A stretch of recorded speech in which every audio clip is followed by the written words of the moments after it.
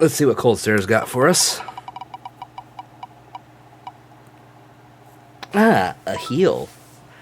Well then, let's go ahead and do a good one here. I do want to do a restoration thing here in a minute, but what we're going to do first...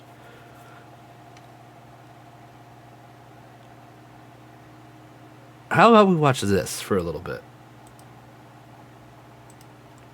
And then I will switch it over to something else right afterwards. Sound good? Let's enjoy some Taiwanese street food. I will be back shortly. So enjoy the video while I go get lunch for myself and the kids.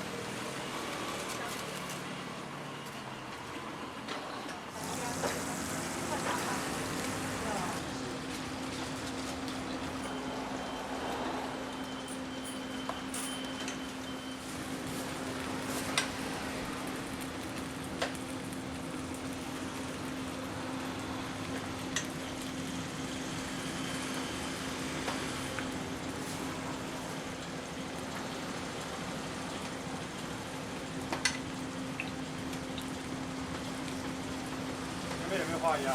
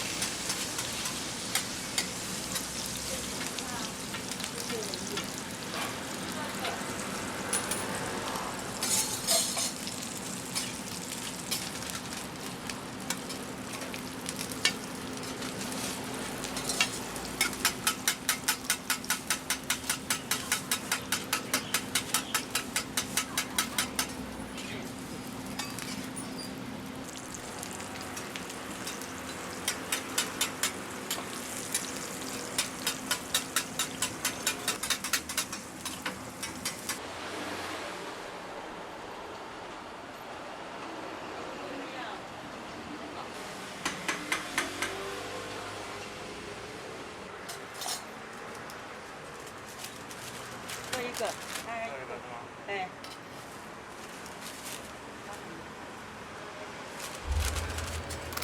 Hello, I have returned.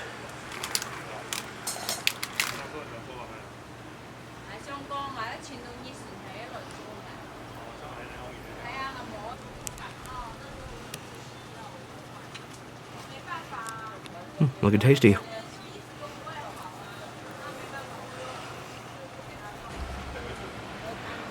I mean, oh wow, that's a lot of grease.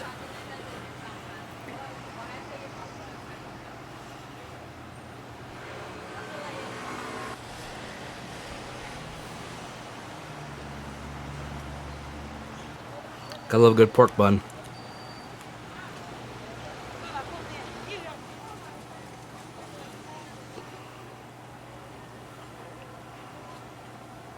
Ah, taro.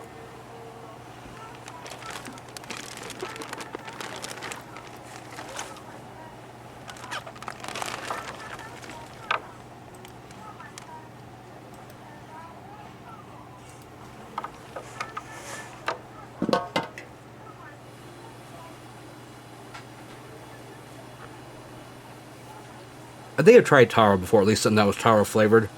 It was okay. Not really my preference. But it does look nice. That nice kind of purple look to it.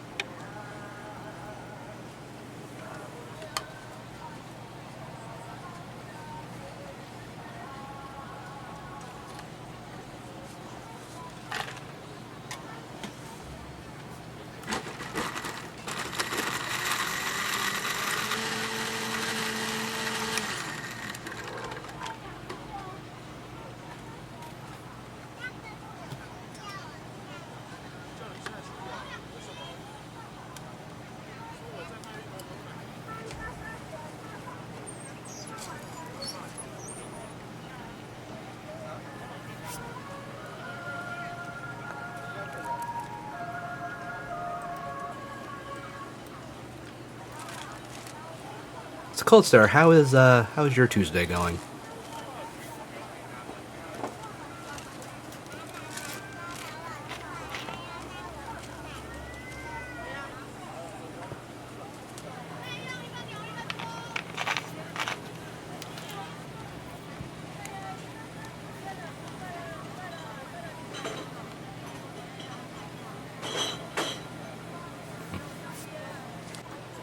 I mean, it looks appetizing.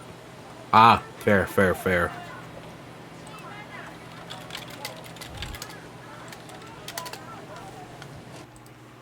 Just in case.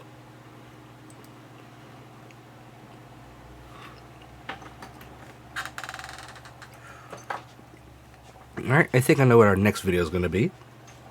Let me switch things over really quick.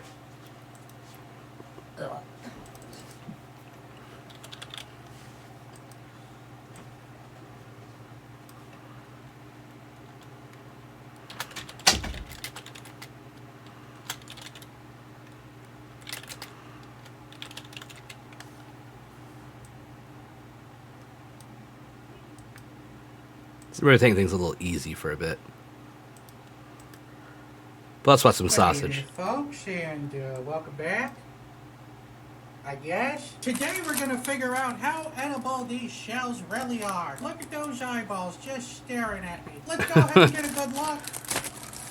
They smell like a fish store. I've never had dried shrimp. When we toss these in the, it certainly smells like fish flakes. They smell horrible. This is gonna be more of a open the windows and let the air out sort of sausage. Under the sea. It's the dried shrimp with the shell on sausage. Hold on, we gotta clean up these tiny legs and other dried shrimp parts. But before we get to the grinding of the shrimp, oh, we got our good shot. Good shot. If I had a million dried shrimp, if I had a million dried shrimp. Well, I'm looking at the distribution between shrimp and pork, and it's looking overwhelmingly shrimp. Throw a couple of these in there and see how they sausage with the pork. Ah, we haven't had that happen in a little while. Hasn't done a button push like that in God. Well, that looks half a year, pretty maybe? good, but let's see what happens when we grind the shrimp first.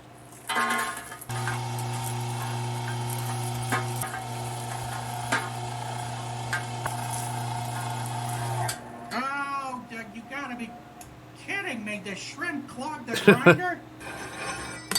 Oh, right in the pork and shrimp mixture. My God, what monstrosities we've created.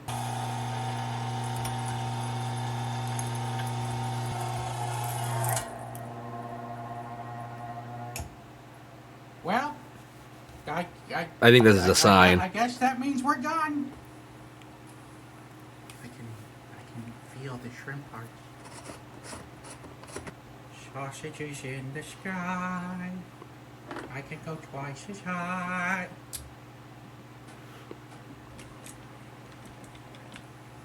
In 3, 2, 1, let's sausage.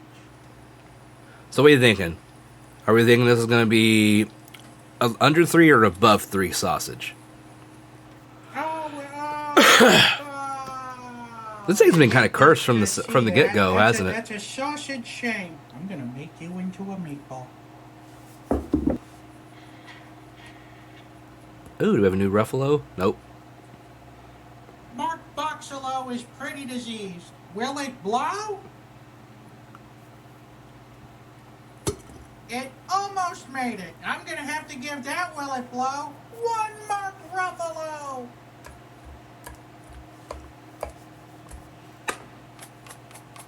Here we go.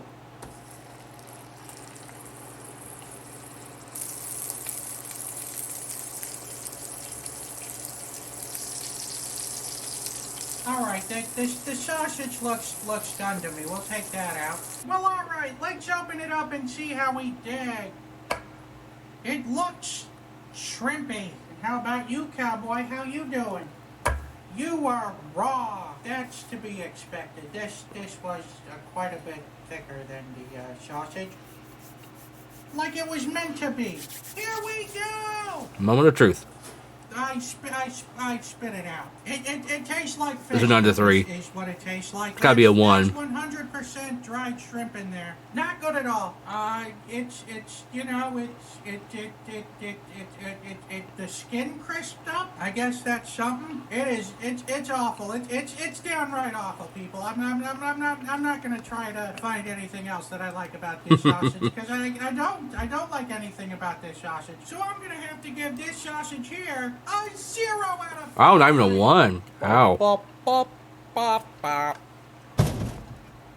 Darling, it's better down where it's wetter. Take it from me. Up on the shore they work all day. Out in the sun they slave away.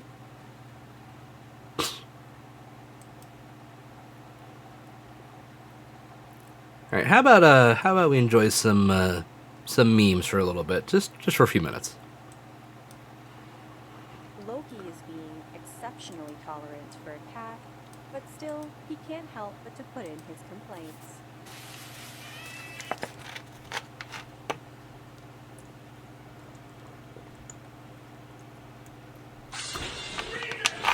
What the hell? I'm lost to what the fuck happened there.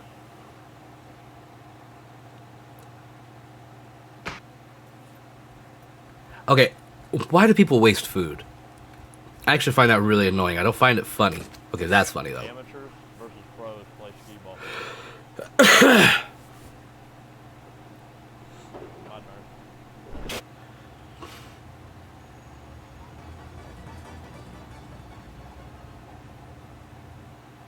What is this? Monstrous thing.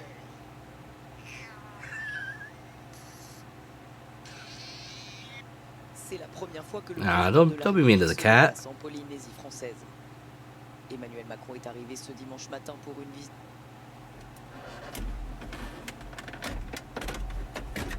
Man, I love feeding the fish. Jesus Christ. Yay.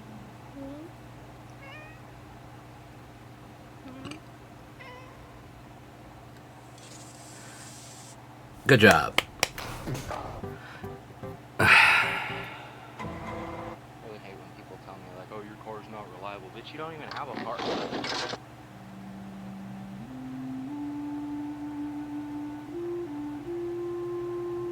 Oh, horse is really into it.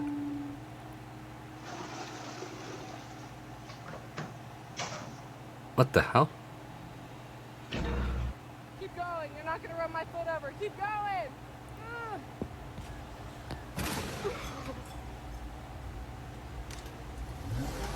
Jesus Christ.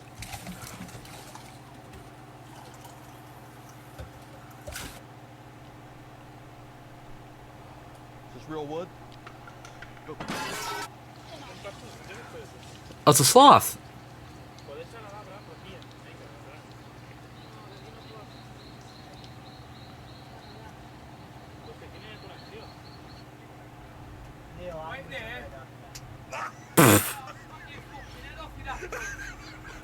If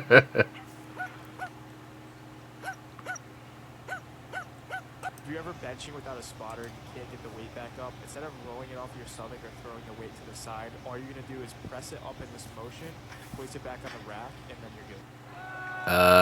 Okay. I noticed that when it comes, at least sometimes when I do this, it's not for like copyright reasons necessarily, but it's because it's like a violent thing going on. Is that a head on the end there?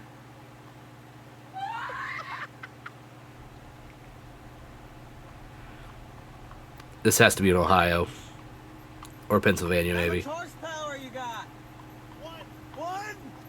Damn! Where you at, shorty? I'm outside with it. Oh, shit. Give a fucking swig, mate. Down, skull it. Yeah, the boy.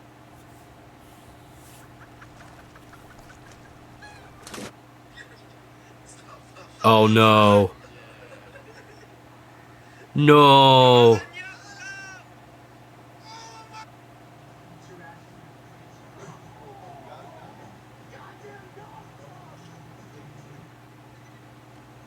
подъехал к Димону, ну, How? статуя. How? Ты ее обходишь, все заебись. Хуяк и оба-на. Oh. Начальник. Oh. That's how. We'd like to take a moment to announce.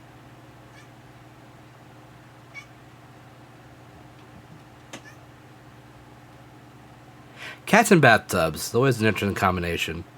I mean, I kind of get it because it's usually nice and cool, so I can understand why they'd be in there. My favorite part after coming home after a long day of work is just getting to take off my socks.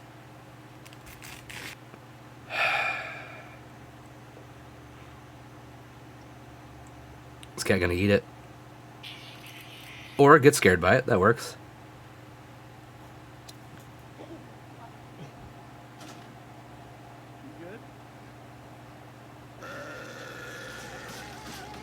What the f... I know it's supposed to be unusual memes, but Jesus Christ.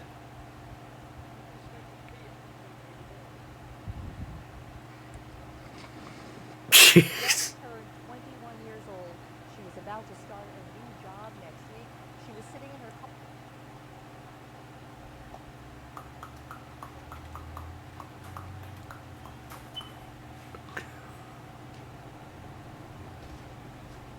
Man, I'm gonna break my monitor, I swear.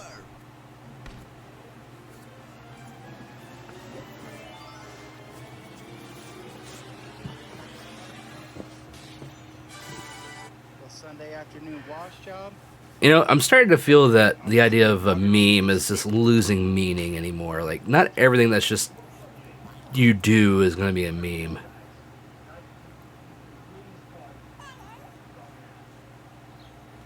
Oh, it's a burb.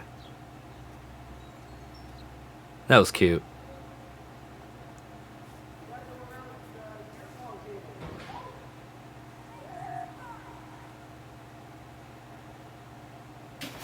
Oh shit.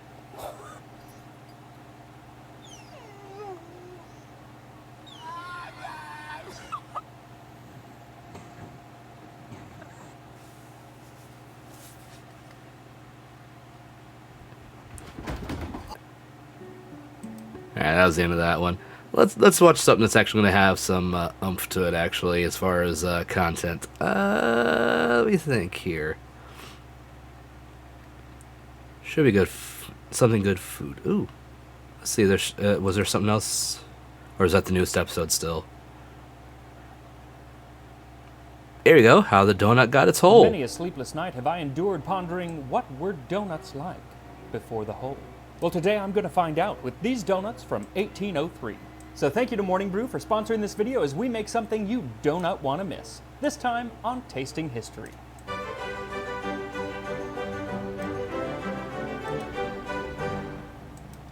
I haven't seen this one Disagree yet, so about this a will be lot of interesting. things today, but one thing I feel that cannot be denied by anyone is that donuts are awesome. I'd sell my soul for a donut. Exactly, but instead of selling your soul, all you have to do is follow this recipe, the earliest recipe that I could find for something actually called a donut.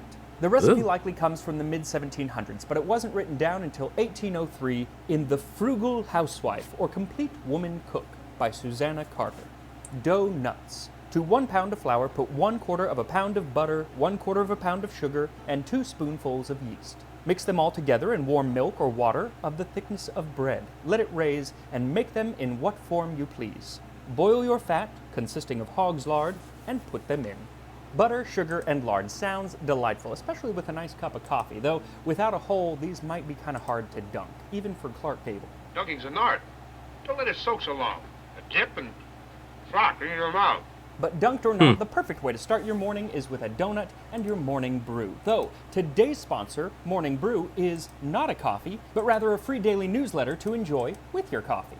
See, most of the reading that I do in my daily life is about past events, like way past events, and I don't have that much time to keep up to date on what's going on in the world around me today. So now in my mornings, I've come to rely on Morning Brew to give me a quick 5-minute rundown of what's going on in the world of tech, finance, and business. You get serious stuff like how the S&P is doing, as well as cool stuff like how the new video game Elden Ring, which is huge in my house right now, had much of its world building and lore written by George R.R. Martin, because he will do absolutely anything to not finish the Game of Thrones books. Yeah, sounds Morning about Brew right. is completely free and takes less than 15 seconds to subscribe, so if you are interested in anything finance, tech, or business, make sure to use my link in the description to subscribe to Morning Brew today. You can even read it while you're enjoying your donuts. And for this recipe, what you'll need is 3 3/4 cups or 450 grams of flour, 1 Is stick Discord or 113 down? grams of salted butter, I'm having a some half problems cup getting plus stuff a up on tablespoon Discord. or 113 grams of sugar, 4.5 teaspoons or 15 grams of dried yeast, a half cup or 120 milliliters of water, 3/4 of a cup or 175 milliliters of milk, 1 quart or 1 liter of melted lard or other oil. So first, mix the tablespoon of sugar into the water and then sprinkle the yeast over it. Let it sit for about 10 minutes to bloom while you work the butter into the flour with your fingertips. Then add the sugar and work it in, and then the yeast.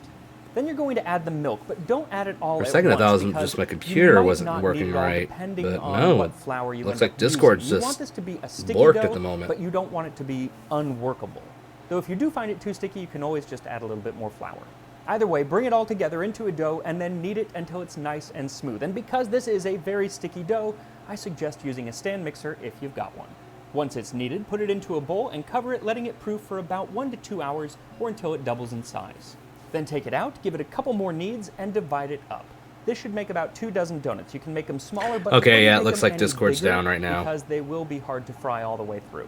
Then you're going to shape the donuts, but the real question is, what shape? You gotta love how we are go to these stuff like donuts? Twitter Because just to see if this something else is recipe down. before the invention of the donut hole. That's fucking sad. And the recipe says to make them into whatever shape you like, so clearly there were multiple ways of doing it at the time. Now, while the word donut implies that they were probably originally round, like a nut, one recipe from 1828 calls for them to be cut in diamonds with a jagging iron or sharp knife. Diamonds, squares, and stars seem to be popular shapes for donuts in the 19th century, but I am going to go with what the Virginia housewife recommends, and that is to shape them as cakes the size of a $50. So roll them into small balls and gently flatten them into cakes, and then place them on some parchment. Then cover them and let them proof for another 15 to 20 minutes while you heat your lard to 350 degrees Fahrenheit or 175 Celsius. Then, without crowding the pot or deep fryer, add 4 or 5 donuts at a time. Now, the fry time is going to depend on a number of factors, but I'd start with 1 minute and then turn them over and fry for another minute. Then take them out and let them drain. Now, I'm using paper towels to catch all of the oil, but a 19th century German recipe says when they are cooked, place on a slice of bread to soak the fat. So if you don't have paper towels, bread might work too. Now, as we fry up the rest of the Never heard donuts, that I ask you before. to hit the like button, make sure you subscribe to Tasting History, and allow me to take you through the wonderful world of donuts. Now, to tackle the history of donuts, we must first ask the question, what is a donut? Because if it's just any fried dough, we're going to be here all day, because every country has their own version of fried dough. Funnel cake, jalebi, beignet, zeppoli, churro. And is it churro a Funnel cake donut? is really good, I do though. not think so. So we will confine our history to the round, hole-in-the-middle donut. But even to get to that, we still gotta go way back, because the donut's ancestors include things like the ancient Roman globi, which we've made here on the channel. And in the 3rd century BC, a Chinese poem talks of fried honey cakes of rice flour and sugar malt sweet meats. Jade-like wine, honey-flavored, fills the winged cups. And when Marco Polo was in China around 1275, he mentioned these exact proto-donuts that had clearly been around for 1500 years. At the same time, in the Middle East, Scheherazad's 1001 Arabian Nights mentioned kun fa, swimming in bees' honey, fritters, and almond cakes. And based on recipes of the time, those fritters might have been what were called lukam al-kadi, which were balls of fermented dough fried in sesame oil. Gotta say, I didn't think the history of the donut went back this far, sugar. connected to this many Starting to different sound a lot cultures. like a donut to me. And over the next few centuries, those fritters spread all over the Middle East, Northern Africa, and up into Europe. Similar fritters made with apples became all the rage during Lent, and in the 14th century Spanish cookbook, Libre de Sansovy, there's a recipe for buñols, which at the time were egg and cheese donuts that were fried and covered in sugar. At the same time, the Germans were making a whole host of Schmalzgebackens, including one with the unfortunate name Krapfen, which is actually the ancestor of today's jelly donut. Now, one of the most important recipes in the history of donuts comes from Bartolomeo Scappi and is for an enriched leavened dough with cinnamon and raisins that was fried, then covered in sugar. And it's important because it led to a Dutch recipe for oliekoeken, or oily cakes. Today they're often called oliebollen or oily balls. These first appeared in the 1667 cookbook De Verstandige Kok. I hate when my balls are oily. Cooks ended up becoming American donuts because, as They Might Be Giants told us, even old New York was once New Amsterdam, and it was in New York that donuts became a thing. Washington Irving wrote about this culinary handoff in his satirical History of New York from the beginning of the world to the end of the Dutch dynasty in 1809.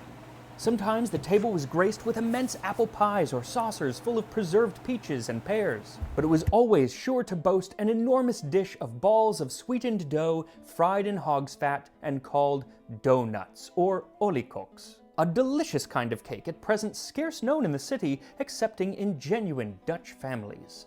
Though Irving's history was a satire, he even wrote it under the pseudonym Diedrich Knickerbocker, so anything it says does need to be taken with a bit of a grain of salt, but his link between the two pastries does seem plausible. Though his claim that they were scarcely known except in Dutch families seems probably not true, because oliekoeks, and by that time donuts, were popular throughout New York.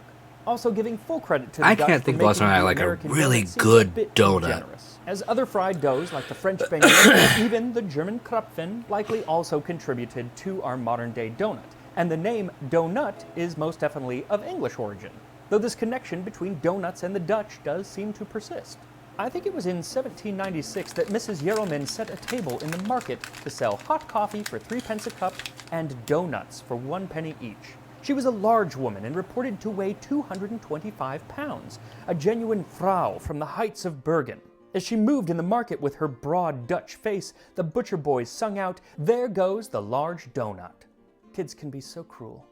But by 1819, the donut had broken away from its European brethren and found its own place in the fried dough family. In the legend of Sleepy Hollow, Washington Irving describes cakes of various and almost indescribable kinds, known only to experienced Dutch housewives. There was the doughty donut, the tenderer oliekoek, and the crisp and crumbling kruller.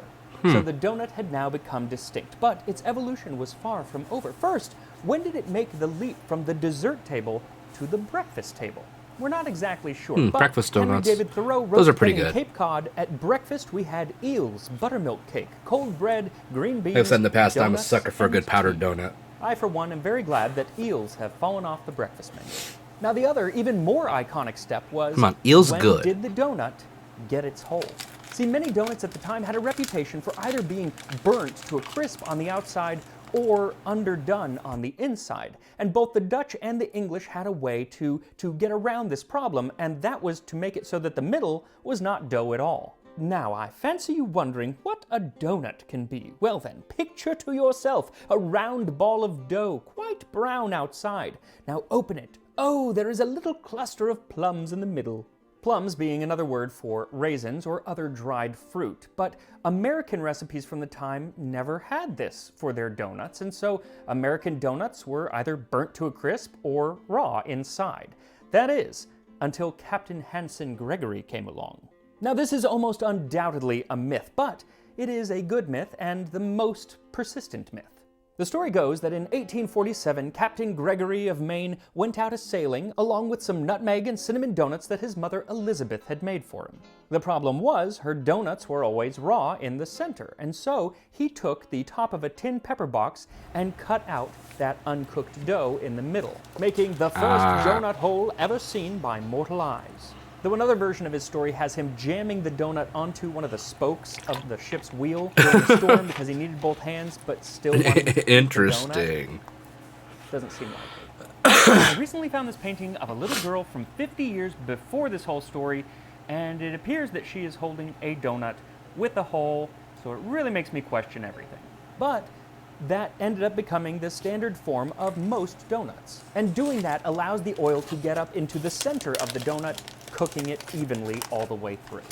Now, I know what you're thinking. You haven't even been listening to me ever since you realized donuts don't seem a very practical food for a long sea voyage, but they were surprisingly popular on whaling ships. To celebrate the filling of the 1,000th barrel of whale oil, it was customary to fry up a batch of donuts in that oil. In a diary entry from 1846, it said, "At 7 p.m. boats got fast to a whale. At 9 got him to the ship. Men all singing and bawling donuts. Donuts tomorrow, as this will certainly make us 1,000 barrels." Now, fortunately, whale oil did not remain the most popular oil for frying donuts, because shortening was a lot cheaper and a lot easier to get your hands on.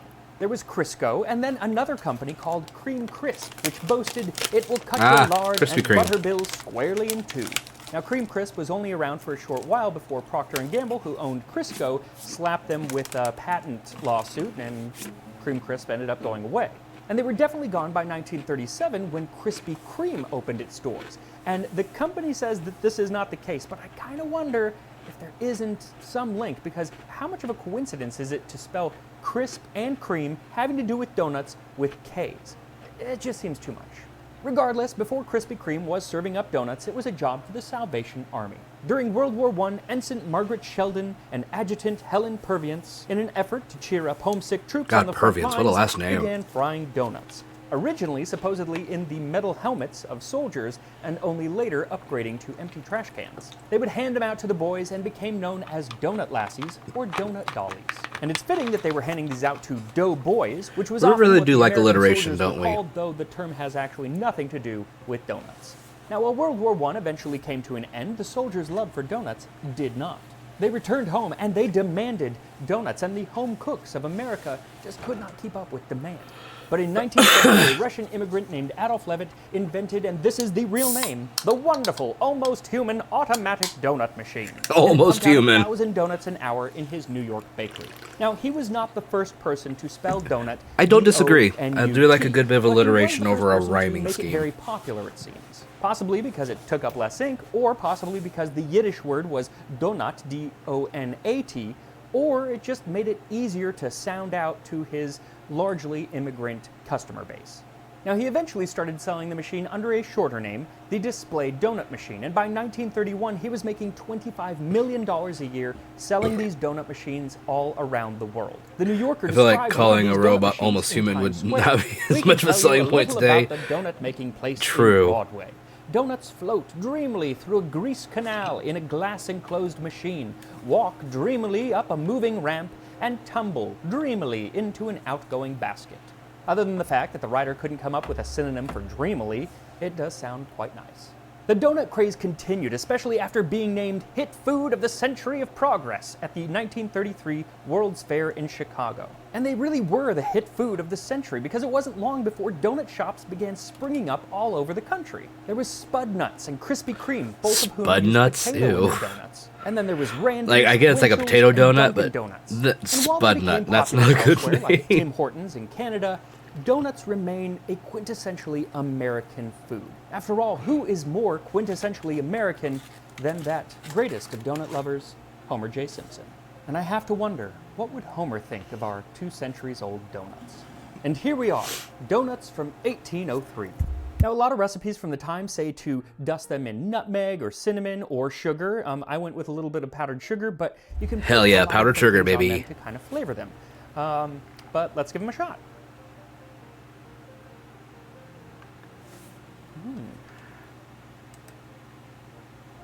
That's really good. So they're not as sweet as a modern donut, like if you got a cake donut or something like that. Not quite as sweet, but still has a little sweetness to it. They kind of remind me, flavor-wise, of a sweet croissant. Texture-wise, it reminds me a lot of a modern donut. Maybe a little denser, but not that much. The center, it actually looks pretty well done to me. Maybe I'm not big little on bit apple underdone. cider, But that's so- why I made but some a- that a were plain cake round donuts with can be a really hole in it good. to You're not see wrong. If there is a big difference. Yep, completely cooked all the way through. I'm not gonna lie, donuts are kind of a pain in the butt to make, but they are really, really good. And you know, if you have the time and inclination, I definitely suggest you do it. Now, I did want to share with you one of Adolf Levitt, the guy who made the donut machine, one of his mottos. It was called the Optimist's Creed.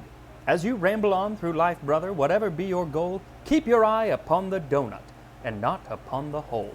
Definitely words to live by. So make sure to follow me on Instagram, Tasting History with Max Interesting. Miller, and I will see you next time on Tasting History, several pounds more, because you know I'm going to be finishing all these donuts. They are tasty. I can almost guarantee it. Just oof.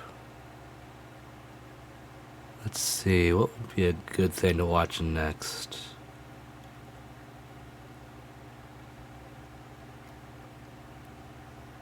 Bum, bum, bum, bum. Let's watch Uncle Roger, shall we? Just a little fun. So this was a review of Reynold Poronomo. I guess it's a fried rice, so this should be interesting. Induction. I'm inside my parents' home and I don't have a wok hail. And stop blaming your parent. What are you? White person in therapy.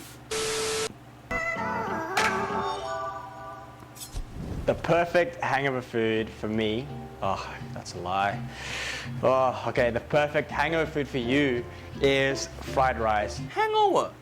This guy get hangover. He looks so young. Why he got baby face? And he MasterChef finalist also. Is this Asian version of Nephew Nick? Why that show always got so young looking boy on it? Is MasterChef Epstein's favorite TV show or something? Wow. And this is nasi goreng. My heritage, my culture, my country, from Indonesia.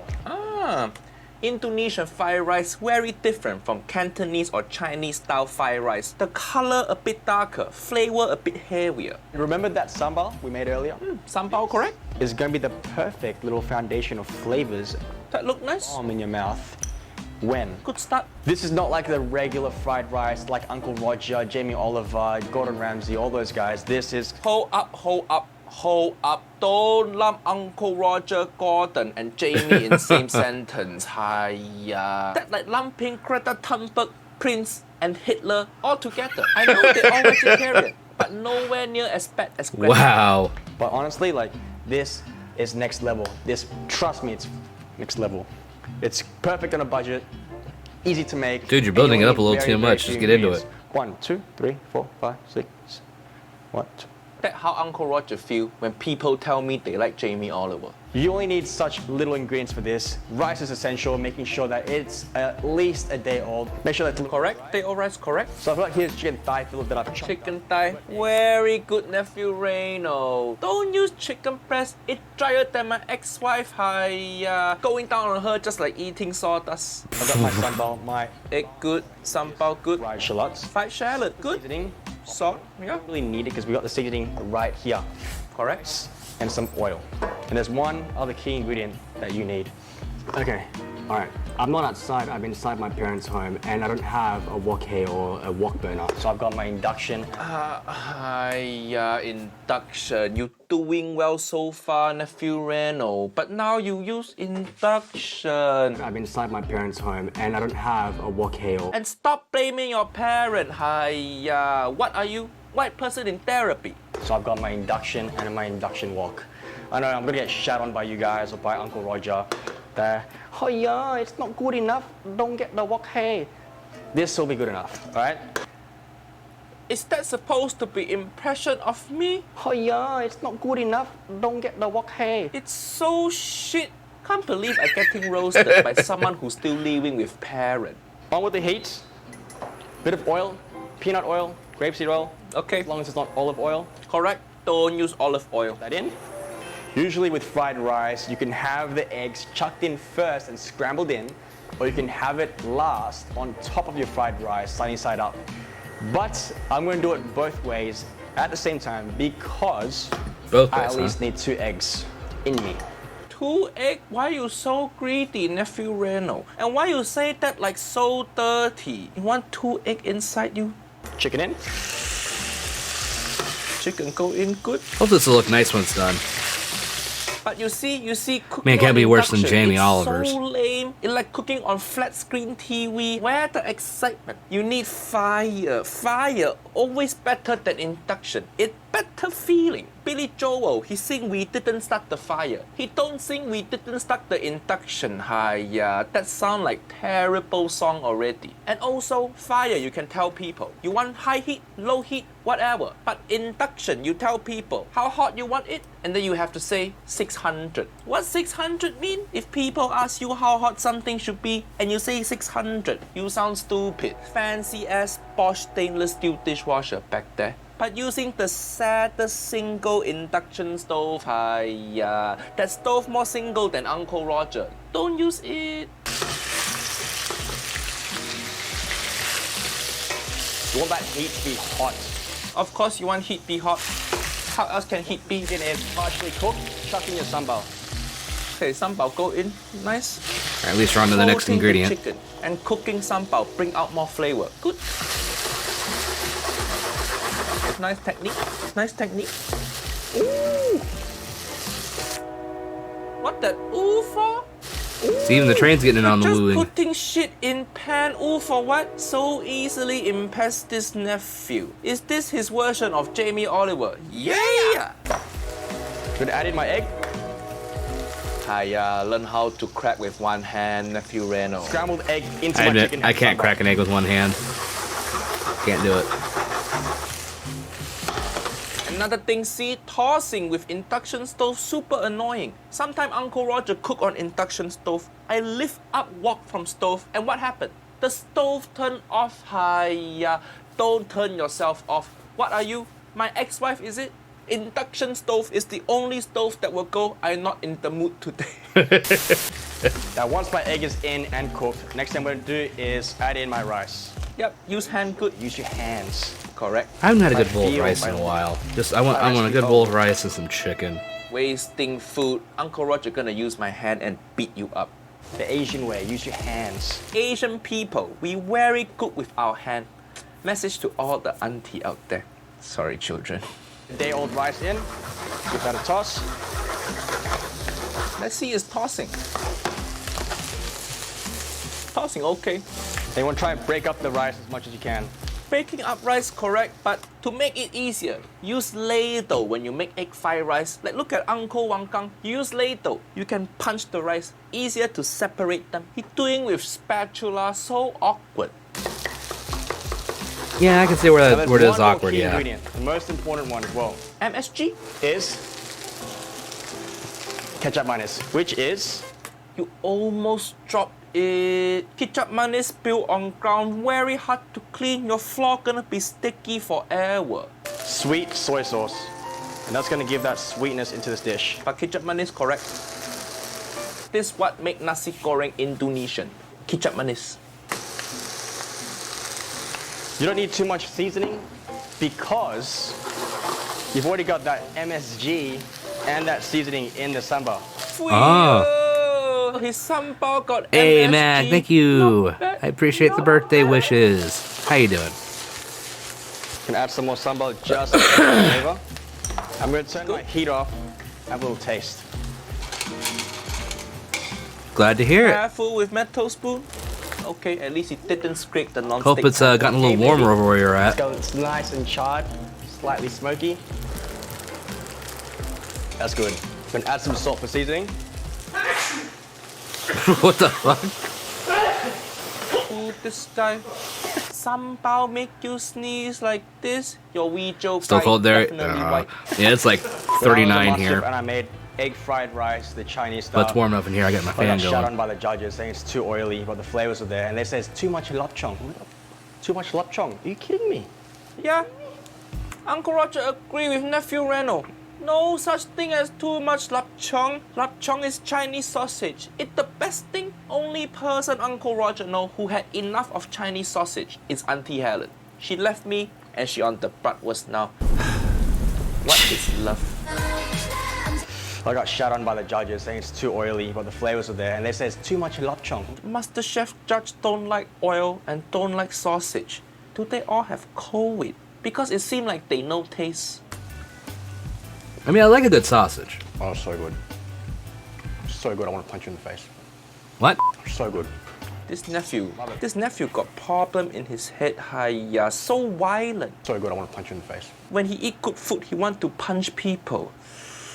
Feel scared for his girlfriend. Why your boyfriend punch Do you have a Because way I to bring give him you good money without restaurant. Jeff Bezos getting his grubby Stop little plating fingers this. on it? We ain't done yet. I mean, The rice color look good. Very dark brown that way color. Correct. goes for right nasi to goreng the though. I'm gonna to the quickly PayPal. clean this wok. I'm gonna fry an egg. A little bit of oil. If that's Just what a you're looking smidge. for, Mag. Too little oil. Nephew Reno, Asian fried egg is special technique. Need to use so much oil because then your fried egg gonna be crunchy. Look at this clip from Marion Kitchen. See how the egg drowning in oil? And special Asian technique. No See problem. how she spooned the oil to cook egg from the top? That's how you fry both sides of egg. So crunchy, so good. Uncle Roger hungry now. If you use so little oil, you're gonna end up making white people fried egg. It's the worst. It's just smooth and white and no texture. Hiya. Nephew Reno, why so little oil? Why? You use all the oil for hair gel, is it? Isn't she lovely? Why are you singing to the egg? See? This what I mean by white people fried egg. Usually the fried egg. Do you see difference between his fried egg and Asian style fried egg? Oh, thanks, Mag. I appreciate it. You tell Uncle Roger which one look better to you. Little seasoning of bawang goreng. Shallots. Fried shallot, so graceful. Forget salt bay. We now got shallot ray. All Indonesian homes have to have a prawn cracker. Prawn cracker, good. Bawang goreng as well. Correct. That prawn cracker, that's what we usually have with fried rice and everything else. Oh, there it is. No, it's actually here. Fuyo, plastic box, good, good. And see how big it is. That is authentic Asian way. We love storing shit in plastic. Uncle Roger living with my nephew Nigel. He store rice in mason jar. Hiya. Uncle Roger so disappointed in him. The hell is mason jar? Who the hell is Mason? Why so white? So white. And fried prawn crackers. Nice. Just break it a bit, it's too big. It's the perfect hangover food. Smoky, steamy, hot and spicy. See, I don't know if I could eat that if I was like hungover. I think it'd make me sick. Personally. Stop posing. He's so full of himself. This nephew Reno look like guy who go to gym once a week and then post about it 5 times. Let me know what you think, because I think it's pretty freaking awesome. It look good. Let's get the egg popped right in. Yo, he make the egg squirting. Whoa. Nice. Oh man. Not bad, nephew Reno. Spot on. Scooping rice with prawn cracker, very Asian. I will say thing to do it does also. look Only good, small mistake but is the fried egg technique. Not Asian enough, but this nasi goreng very authentic. When Uncle Roger go tour Australia this June, ticket link in description. Uncle Roger gonna check out your restaurant. Fuyo! And also, why all MasterChef finalists Out all of look sound, I so don't know young where the and fuck it came baby from. faced? What is this Epstein's favorite cooking show? Is it? we don't need to see outtakes. Fucking Christ. All right. So now I got a question. Are we gonna watch one more thing, kind of fun, or we want something a little pain? Because still some cool stuff we could watch. But I'm just wanting to see what you're all wanting. Because I know some people like making everyone suffer. Though I don't think Robot's here right now. It seems I'm right.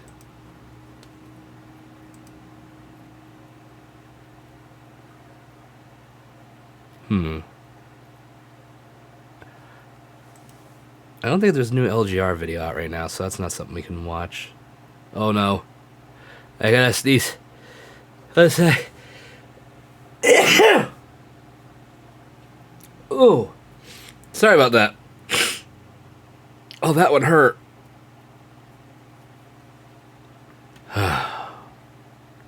Anyway. Ooh. I'll be good. In a minute. You know, let's watch one. Let's just watch one of these, and then we'll switch back over to playing a game. How about?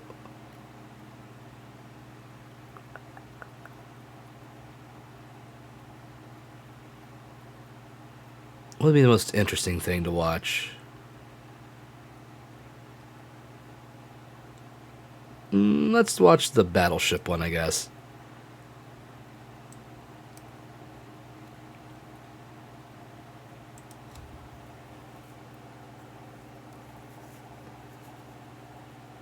Ooh, this one's seen better days.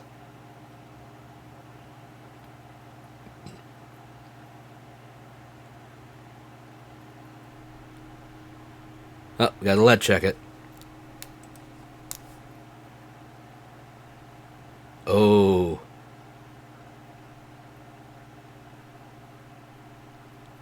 I think it's the first one I've seen that was a positive on the lead. And this was a toy.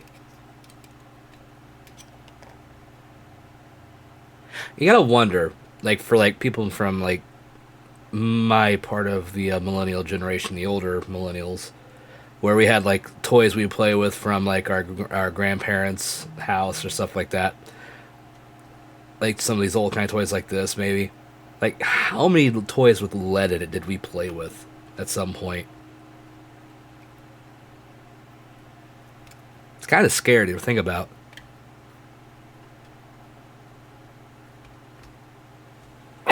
Shit. Sorry. Ugh.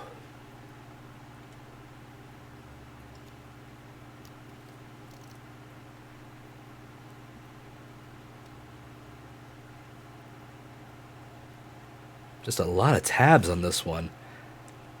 I don't know what's worse. Like, all the tabs or screws?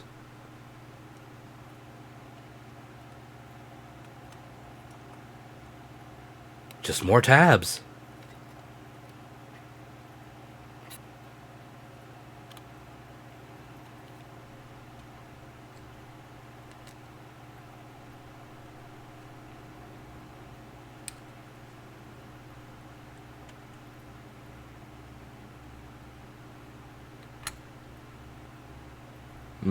So I'm wondering, what kind of color are we going to get today for this restoration? I don't like tabs for this stuff for the restoration perspective because I think they probably wear harder. Yeah, I definitely agree with that. They do. I think they wear harder as well.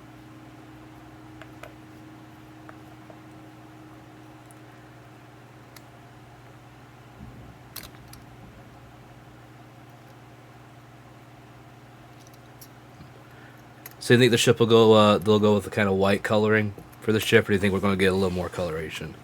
Welcome back, Mag.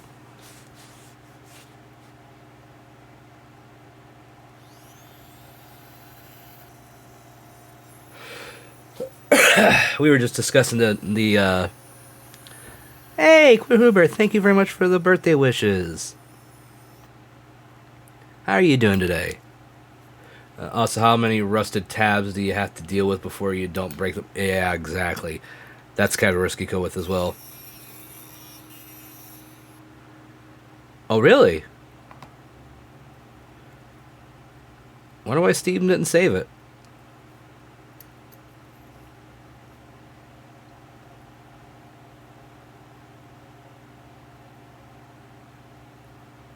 Ah. I'm gonna do some paint stripper to get rid of the lead. The lead painting and that.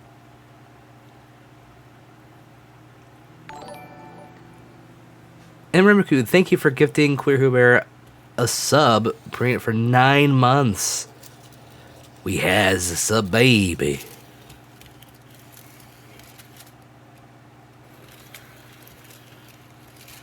And not sure it's usually saved, but I guess it's different for I don't know. I mean, mine's always saved. I've never had a problem with it doing that. Let's see. We gotta name Queer Huber sub baby. Let's see.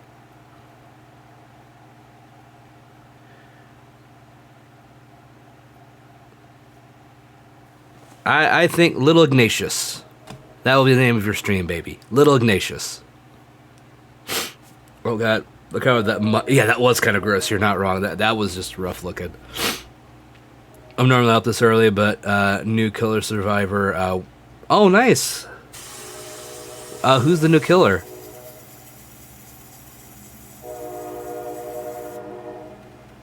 Yeah, sure. Once we can watch after this one's done. It's all good. Yeah. You like Queer Who Bear's sub baby's name? It is a nice one. Indeed, we have a train. That's the second one already.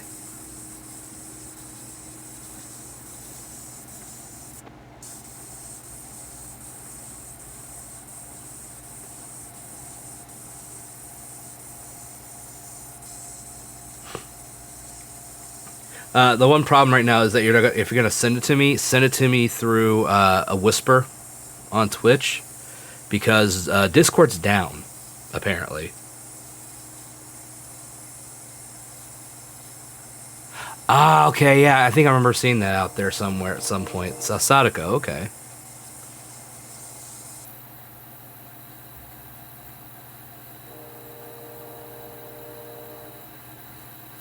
Yeah, you're not wrong. But here's another thing. Sandblasting has that same kind of just satisfaction feel that like power washing does. It's just nice. Tiny killer very low to the ground. I kind of figured that'd be the case. Like an erase tool for real life. Well, sadly, it doesn't erase everything. If only sandblasting could erase debt.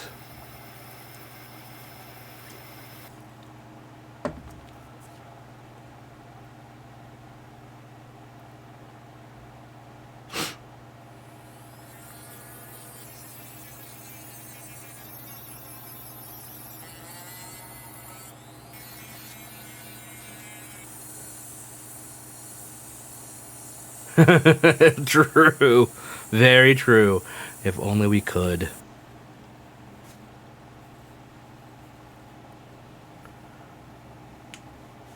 The ledger and server, true.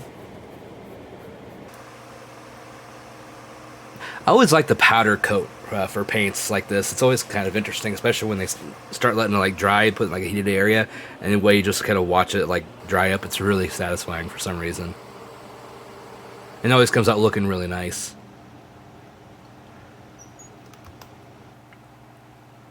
See what I mean?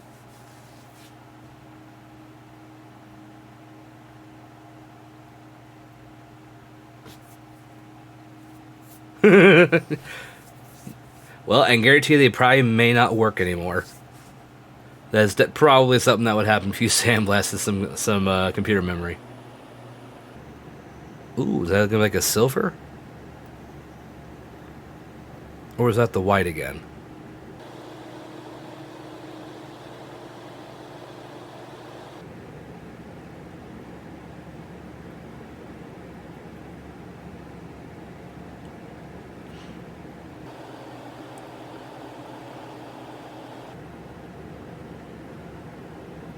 Now your computer go for it, true. Yeah, but what if we sandblast the CEO that, or a CD that format is already so bugged it probably wouldn't make, probably.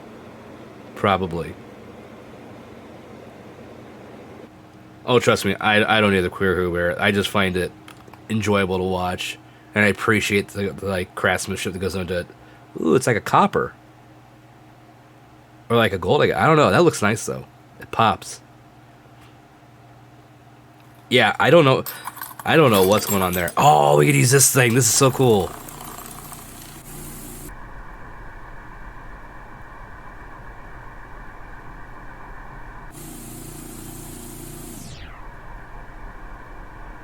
Look how it's cleaning them off.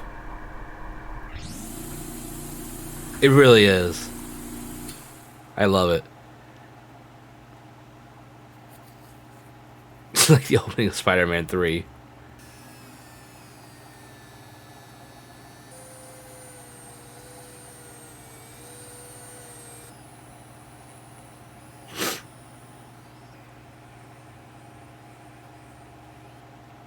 Sand powers now. There are worse powers to have. Ooh, we're nickel plating. I always find this fascinating too. Just like the process is just really interesting to me, how the chemical reaction works.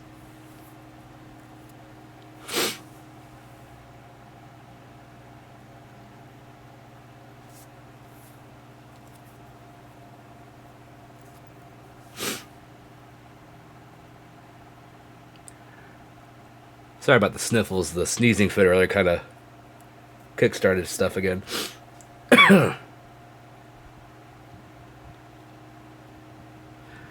And good news, apparently, kids are doing okay after having some lunch, so that's a positive change after, them feeling like crap through the night.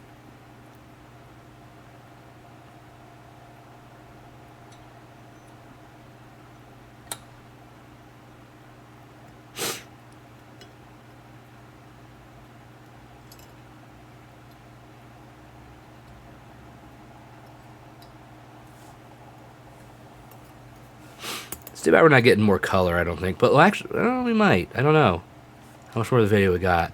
We have a little bit, so we might get more color. Hey! Shadow! How you doing? Thank you for the birthday wishes. Indeed, it was a happy womb exit day. A very merry expulsion to me. How you doing, Shadow? We're watching a lovely restoration of a 1920s Dayton battleship toy. Kind of an in-between from games. We did Batman Arkham Asylum for a little bit earlier, though we had some Elgato issues, as per normal.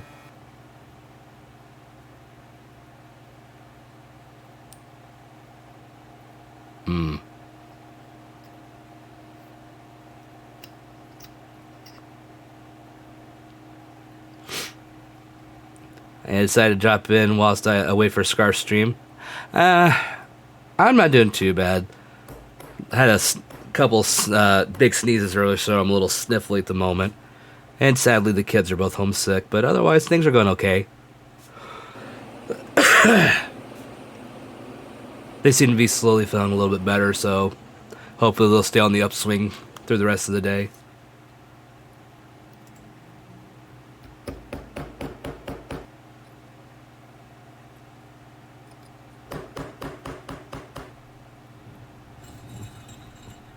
Ooh, interesting.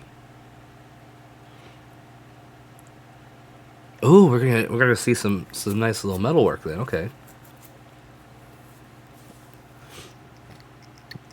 You've been in self-isolation since my dad got... Oh, no! I'm sorry to hear you got COVID, but I'm glad to hear he's recovering. COVID's not fun. Been there. Done that.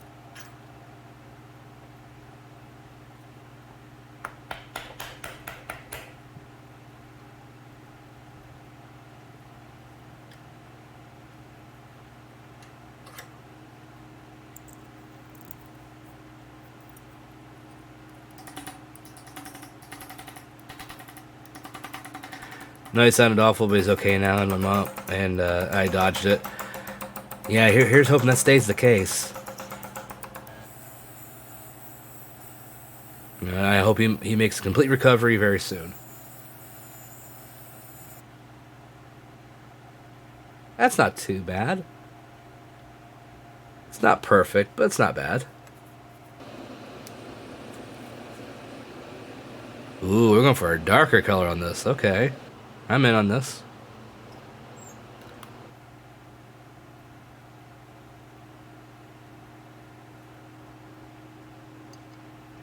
Yeah, that looks nice, actually. I think what makes a good restoration when you're coming to stuff like this is making sure you have colors that actually contrast very well or complement each other very well when you're redoing them. It saves them from feeling very bland. And restoration could be technically sound, but not be, like, wowing.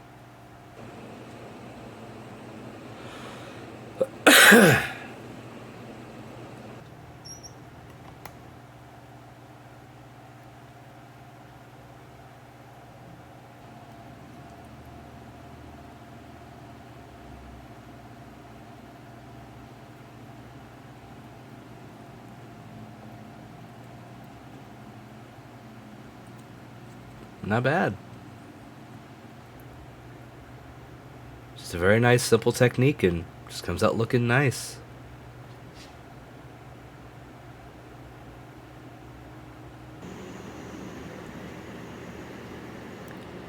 Getting a little touch of red.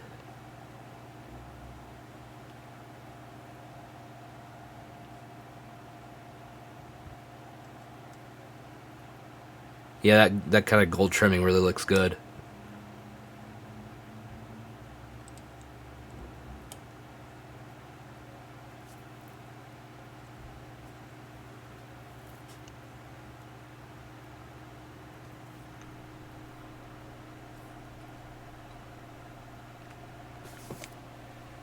And I'll bring your video up here after this one's done, Amarumiku. So don't worry, I see you got the whisper through to me.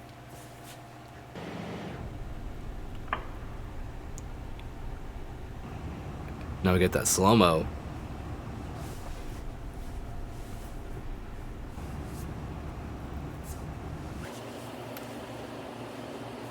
You know, that looks like it'd be a fun painting process to kind of, you know, try at least once.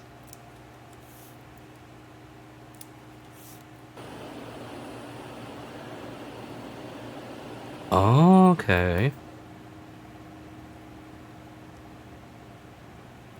This is going to look really slick when it's done. Ooh. A third color?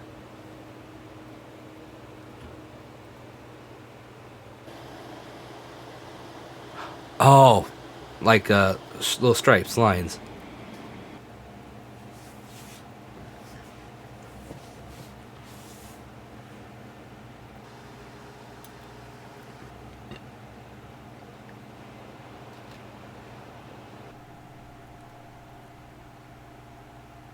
See, that looks great to me. That's some quality work.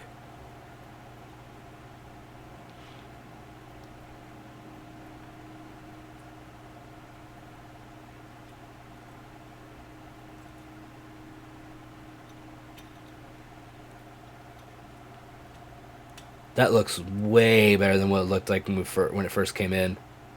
I know, right? I love watching these kind of videos.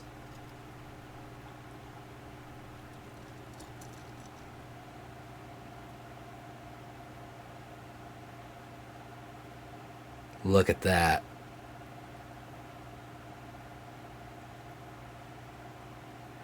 That's some good work.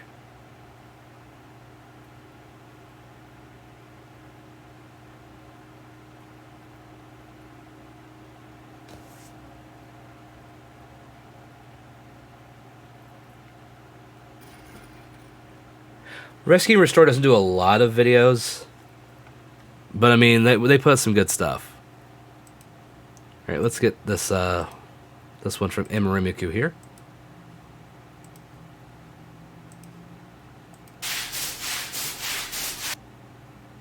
Ah, we're gonna be cleaning a carpet.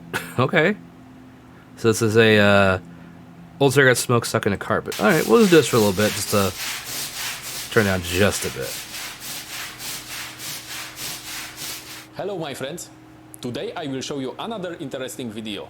Let's get started. Lubuskie Centrum Czystości. No idea. That's a nice carpet.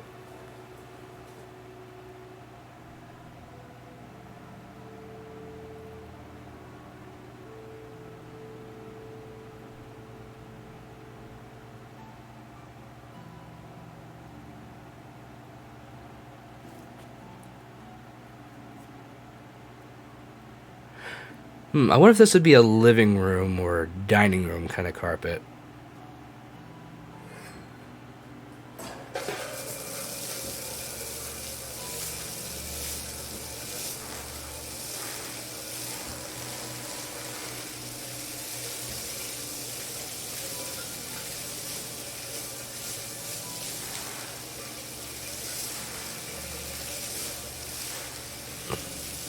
Very possibly.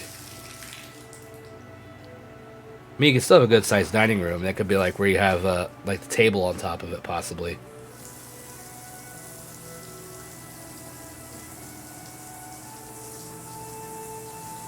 I guess this is supposed to be like the solution going on.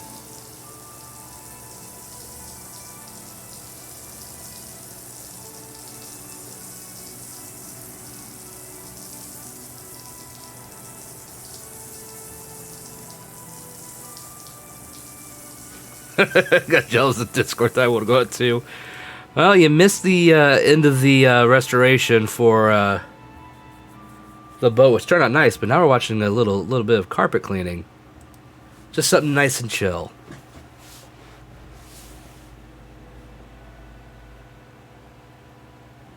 Because sometimes we need that.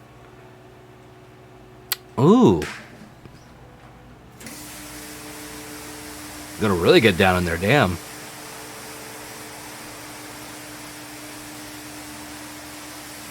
The IT structures are unionizing before the IT workers, I guess. True. So, Shadow, what's Scarf streaming today?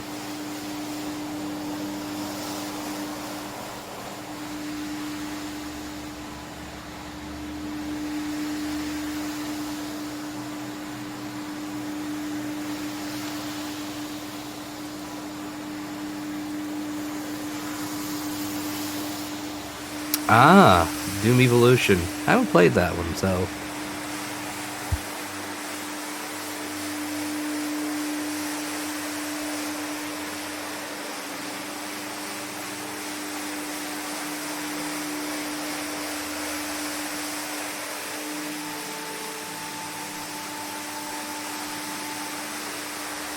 It's very much quantity over quality. Are you talking about Doom, or are you talking about the carpet?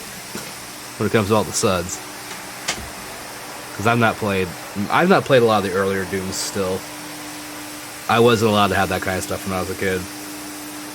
We also didn't have do a lot of PC gaming at that point.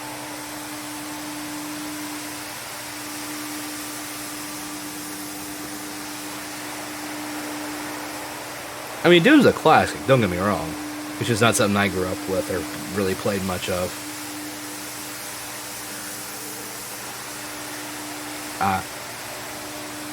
Oh, it's just more mobs. Yeah, that does feel kind of lame.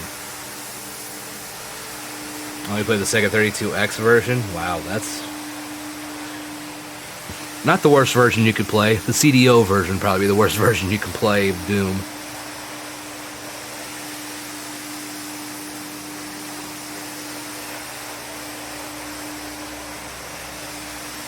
Yeah, at that point they were already adding in the oh, hang on, let's take it.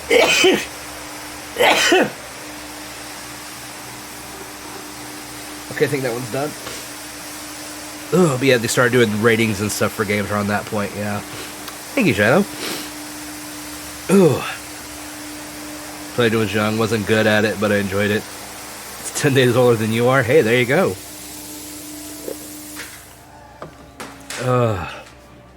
It's a sad fact. I'm older than Doom.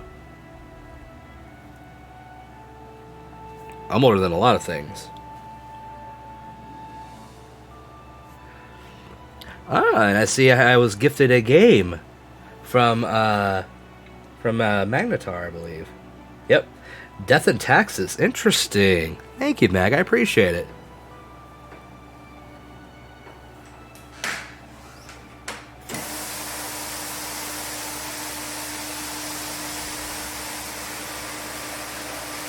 I've heard good things about it, so I'm looking forward to playing it.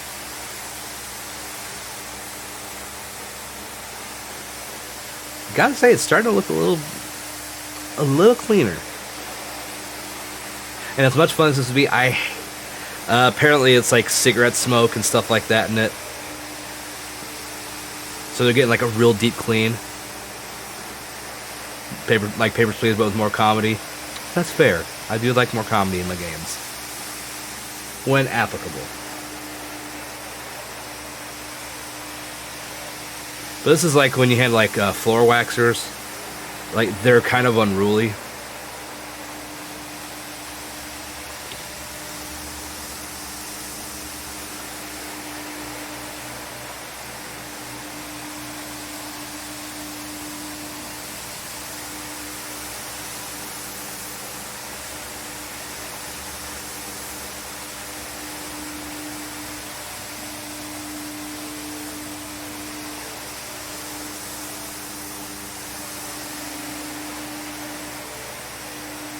But it should be really nice once it's done. The whites and that should pop a little bit more. Especially if it's cigarette smoke.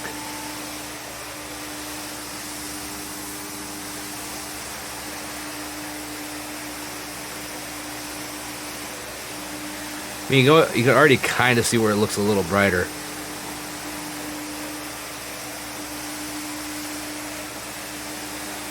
I mean, I get it, but a lot of times people like a carpet and don't want to buy a new one. And if it's an older carpet and they don't make it anymore, it's hard to buy another one. Because, they don't make it. It all depends on the person.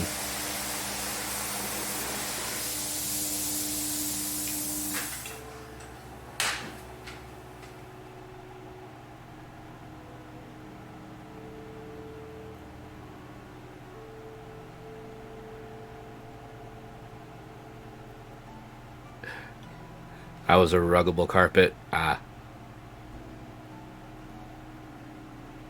Yeah, that's very possible too. Some of them are heirlooms for sure. Yeah, you can see it. You can see some of the dirt in that's come off it just sitting around there. Look at that. Oh no, it's a very nice rug. I definitely agree. But look at all that. You can see it.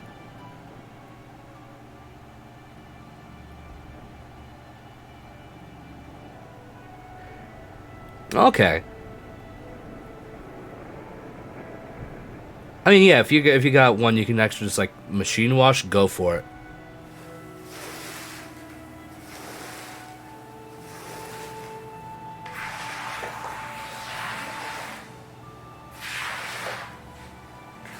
Yeah, you can already tell it's looking a little bit better.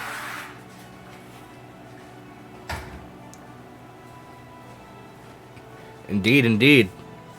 Sharks for adults, I agree.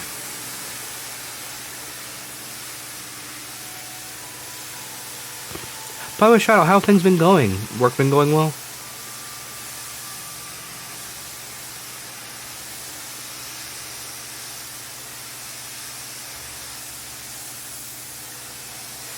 I think what I like about this carpet is you can actually tell, like, how the shapes are. You can see how they're kind of raised. I think it looks nice. How the Star Wars rug for adults. Hey, Star Wars is for every age group. It's not just for kids. Yeah, work's been alright. Lots of stuff to do. Now the hospital's busy ramping back up with elective ops.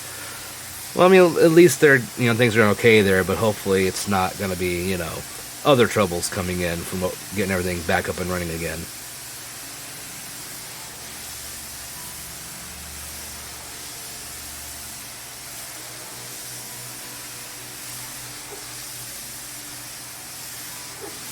We're still getting grime off, you can see it. If you look closely, you can still see a little bit of like little grime coming off. Yeah, I can definitely agree with that worry, Shadow. I worry more about it here in the States too. Especially with how certain governors are acting and other politicians in this country. Oh, train number 3 is here.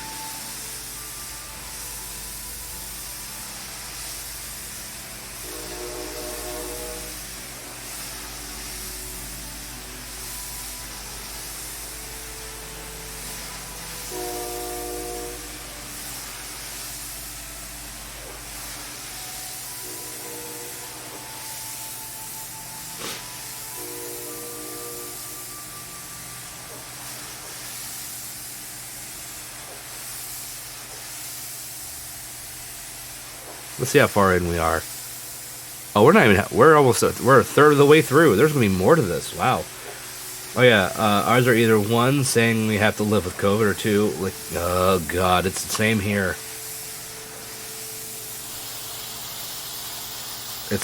We definitely have that problem here too.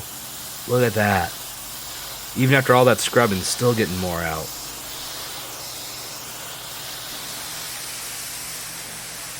That shit was deep.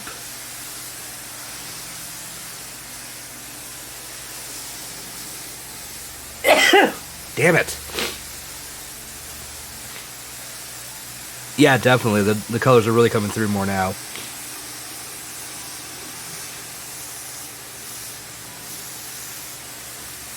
Seriously, we could just saw off Florida, right, and let it sink into the ocean. We'd be better off.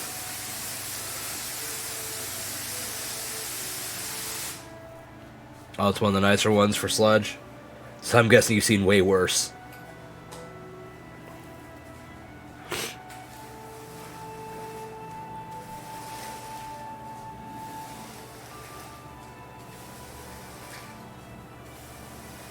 Knowing my luck, if I would try something like this, I'd end up falling on my ass several times. Look at that. Still getting more of that dirt in that. And still, look at that. That was in there impressively deep. We're still getting that much. Jeez.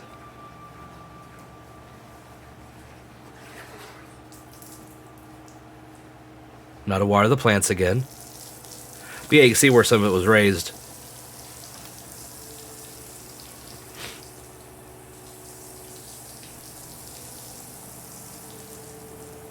When we note this video, I'll put the a link to the channel in the chat for anyone that might be interested in looking it up later on their own time. I can see some people getting some nice kind of chill time out of something like this, just from the sound of the water, even if not watching it.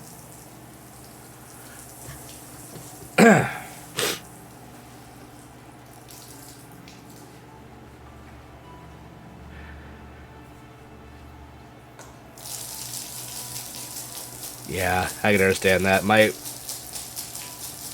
There was a lot of cleaning that needed done when my grandma finally passed. Though the family ended up selling the house anyway. I like these chill vibes, and every video is pretty much the same except for the carpet design and how much gross comes out. Yeah, I can understand that. It's nice to have on the background as I play Let's Build a Zoo. I had not played Let's Build a Zoo.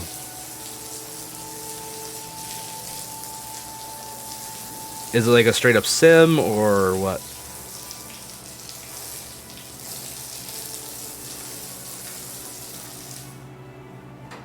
Are we gonna get the scraper back in there again already? Or we got something else to use? Oh. Got the thicker brush.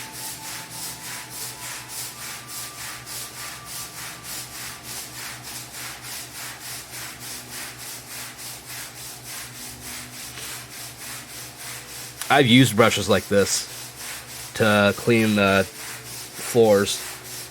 It is not fun. Like something like a carpet, it'd be a lot easier. Hey, Robot, thank you. I appreciate the birthday wishes. Welcome. We're watching an old carpet get nice and clean.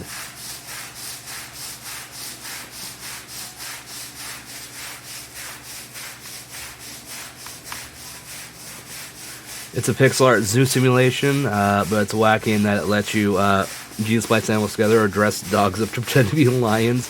Okay, that sounds adorable.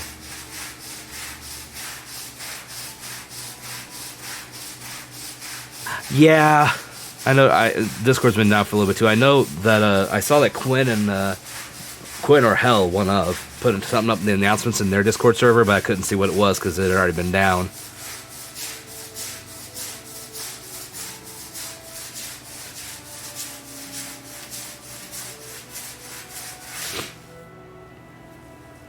Well, how's your day going, Robot? Yeah, it's crashed hard.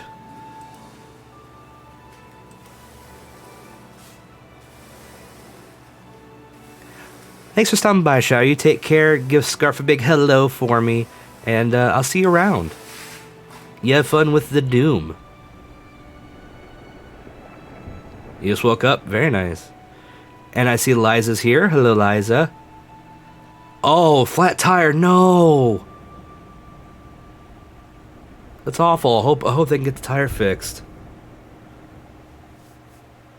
Your pocket dial. I don't know.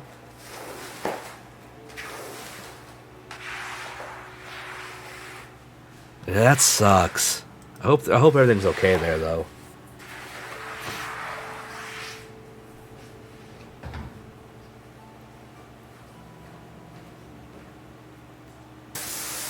Ooh, we got the hose back out.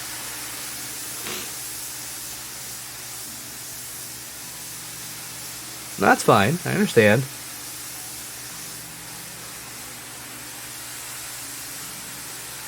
Thank you for the birthday wish, Matt. My friend, I can't get out. I gotta sneeze. God damn it. I got another sneeze build and I hate it. But Liza, I appreciate the birthday wishes. Perhaps a booty call. I mean, it's possible Queer Person could phone the girlfriend. It's very possible.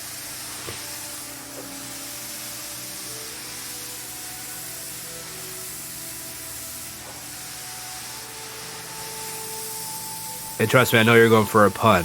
I'm just saying.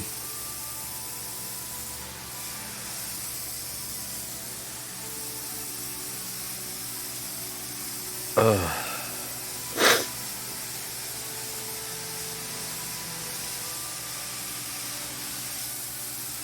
Yeah, this is really coming out nice. And you can see there's less crud coming out now too from even when the spraying, because when we were looking at the other sprays, you can just still see kind of like the brown.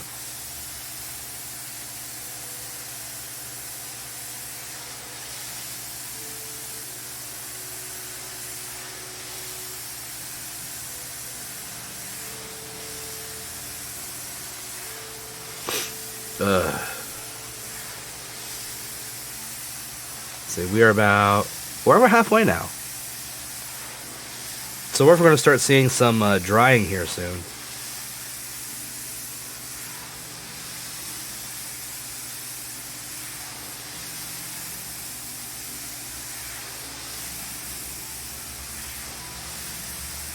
Oh no, I'm sorry.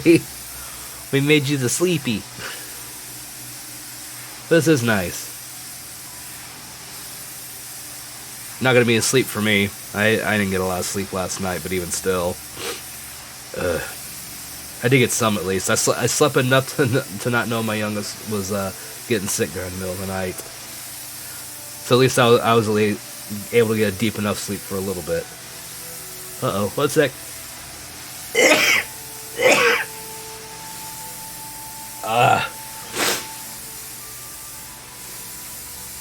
I blame this damn weather.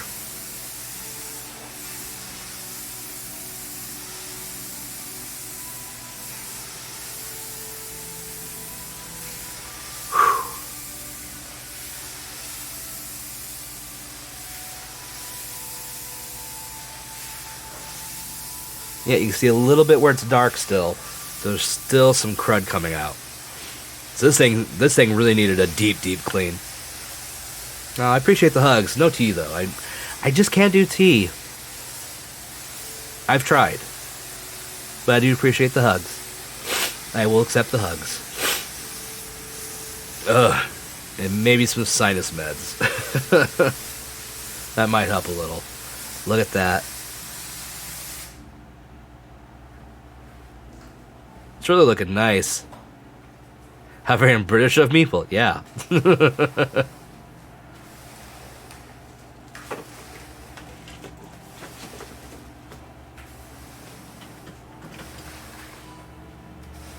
can still see... Geez, there was a lot of dirt and grime in there if they're still getting that much out. Though I'm sure from what Imarimuku has suggested, it would have been way worse, but... The greens and, like, kind of blues are really coming out more. That's looking really nice. Yeah, it isn't black, true. But the fact that there's still even that much coming out, it's really saying how deep it was.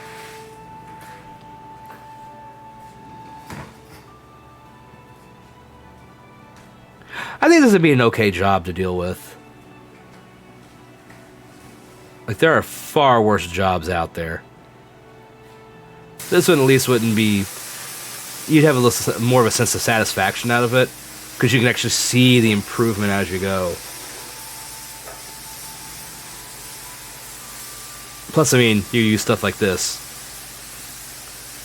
And that would just be entertaining. Are we going to do the back end now, or still just... Ah, we are doing the back.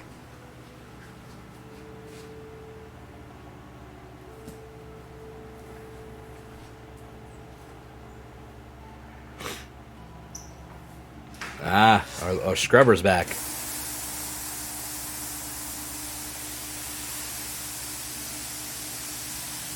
Wonder how this is gonna look now. Ooh, another train. We're just batting 1,000 on the trains tonight. Today. It's not even nighttime. What am I saying?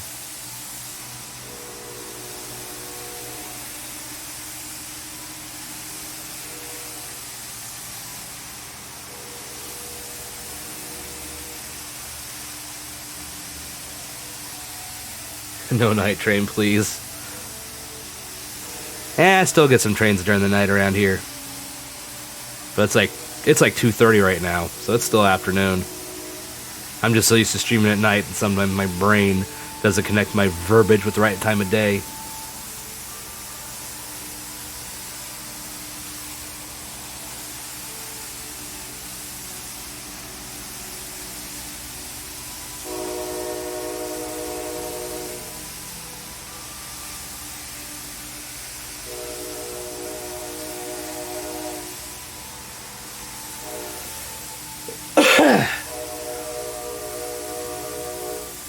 Oh, is it? Never had it. I don't drink wine very often.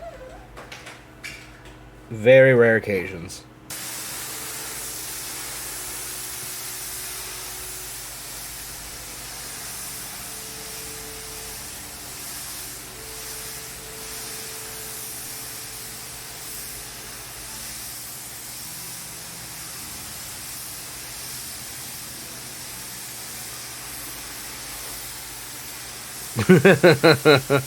Fair enough. Fair enough. Though to be fair, if it's something they have fun with and gives them a little joy, let them have their cheaper wines. There's nothing wrong with it.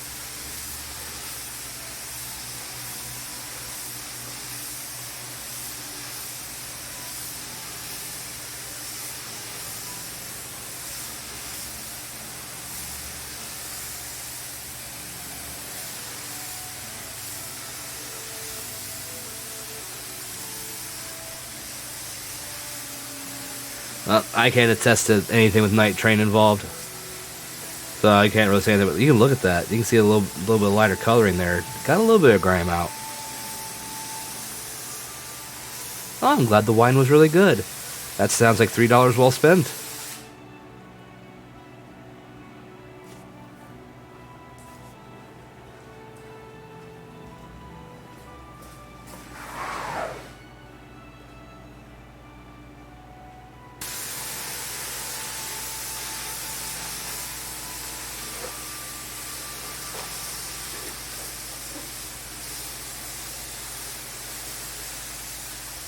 Yeah, that bottom side still had some grime in there too. I mean, I can just imagine what the decades old ones that, look like. Just oof.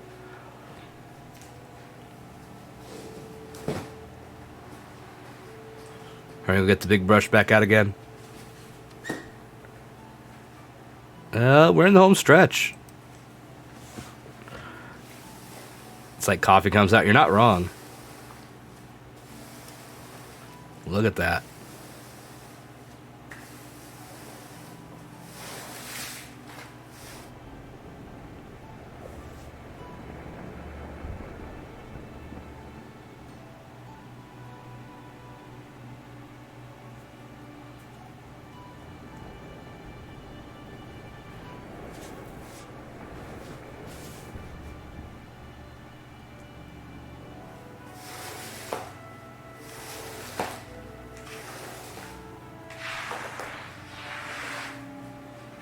I wonder how much difference there's going to be with the before and after if they do that. Oh, Discord's up again? Good.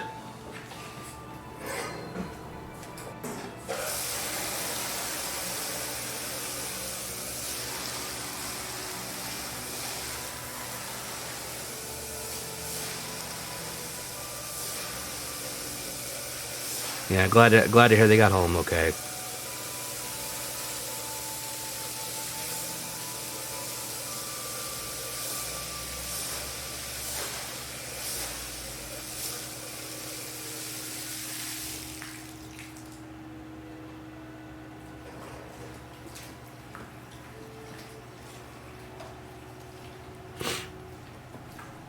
Gotta squeeze a little bit more out.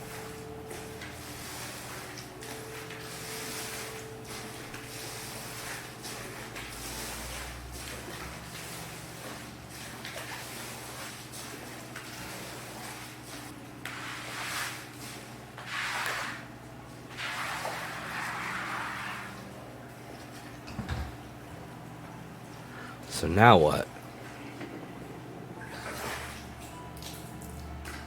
Oh, we're about to start watering again, huh? Nope, need a little more solution.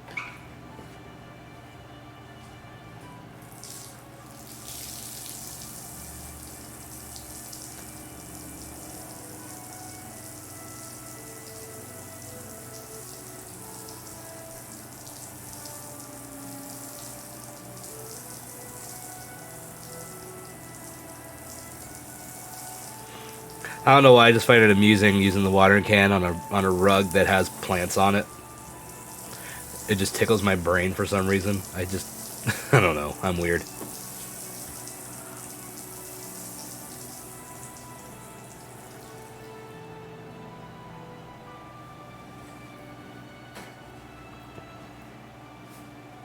Okay.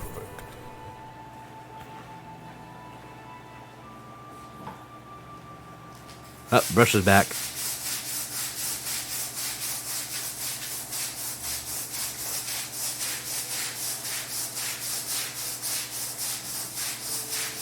My arms would be exhausted after all this.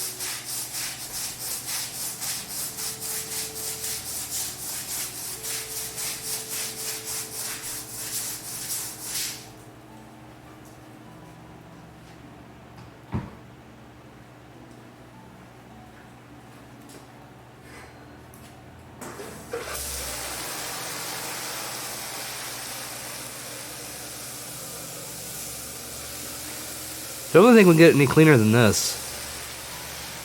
Yeah, there's only like 3 minutes left, roughly. I think he did a good job.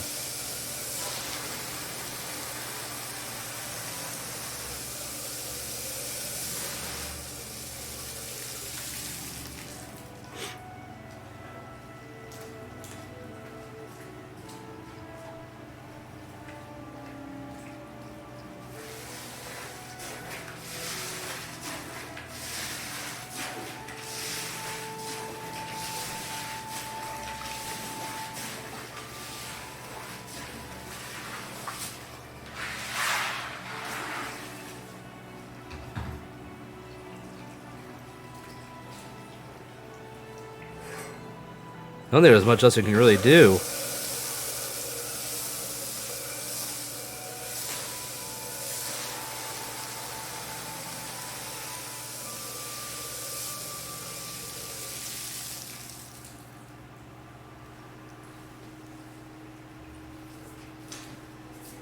Oh, now we're just gonna roll it up. Okay.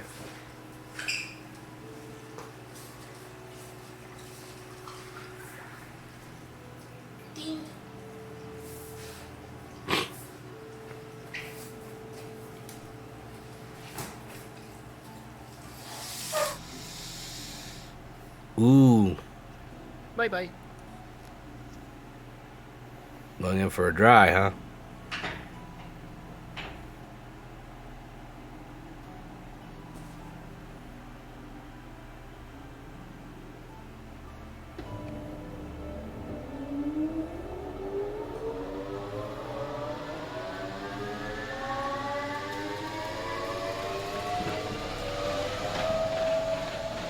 Oh, wow.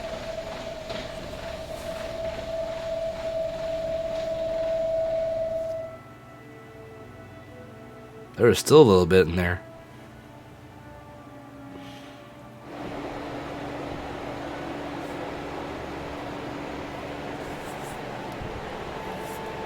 Yeah, it's definitely looking a lot better.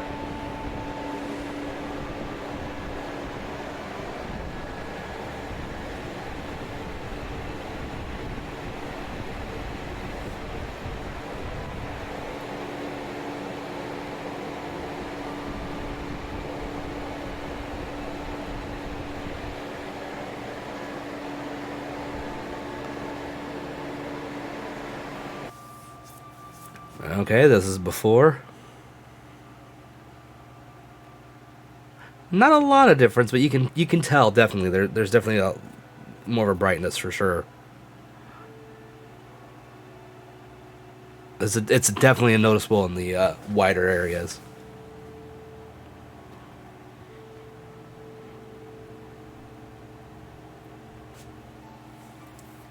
It's like the colors pop a little bit more too. As you saw, the rug looks much better now. If you enjoy watching, you can hit the subscribe button. You can also give us a like, and see you in the next video. Bye!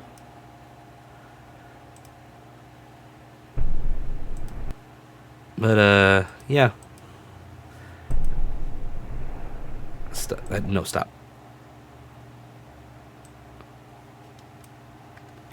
For anyone that might be interested. Exactly, the smell. That's definitely going to be the most important part that they've taken care of. Alright. Maybe stretch here real quick.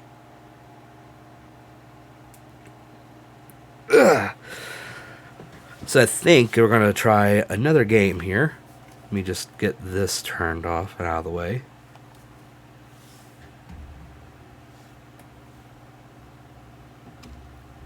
Let's give it just a sec as I shift some stuff around and turn on my second screen. Come on. There we go. Alright, let's move stuff around here real quick. Let me shrink a few things.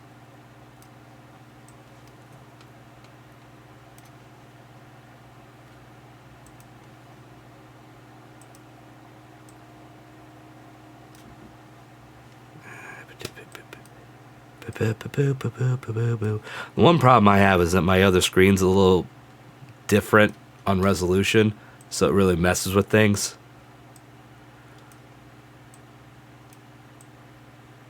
So I do hate switching to it, but, you know, I kind of have to sometimes. Pardon me.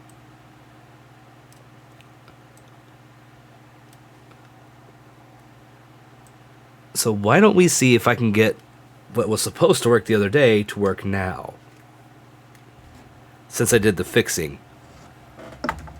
So let's see if it'll work. Give me one sec.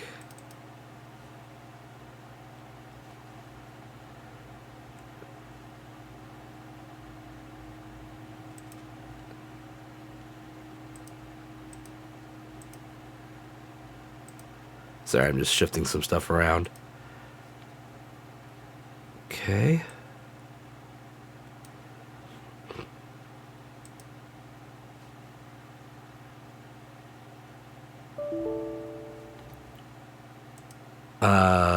Why?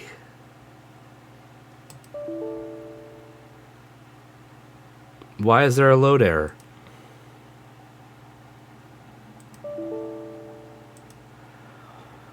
Huh.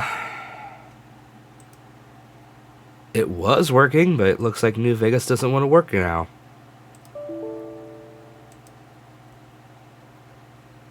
And I don't get it.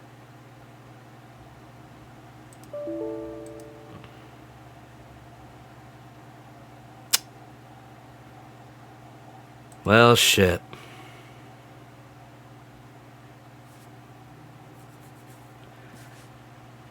Anyone up for Skyrim, I guess? Or Fallout 3? We can always play something else too, I don't know. Since I had that working before, that was kind of the plan to jump into that. Trying to see what I have installed.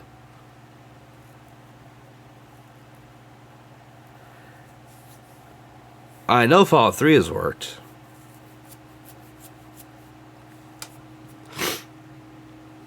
I hadn't really done much with New Vegas.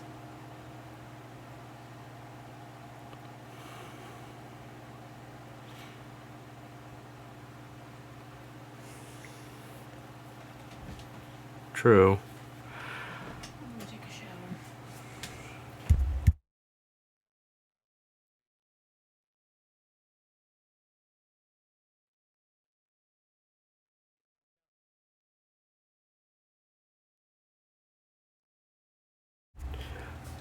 Alright, let me see if I can get that to work. Let me switch to it.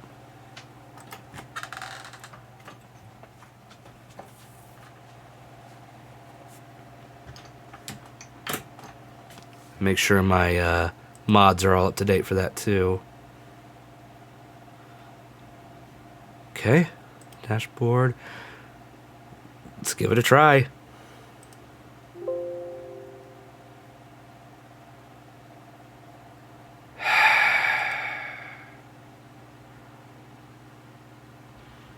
Nope, something else there is going on.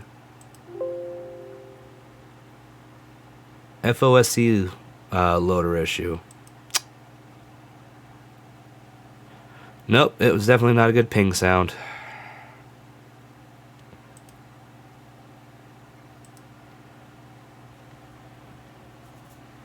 Alright, let's try this one to see if it'll work. Otherwise, I don't know.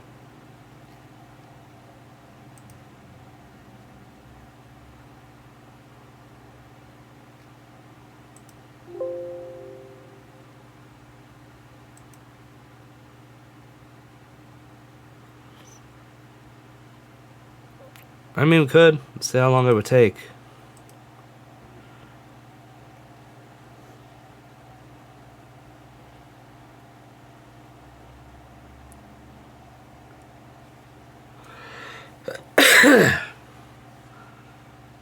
Steam's loading up.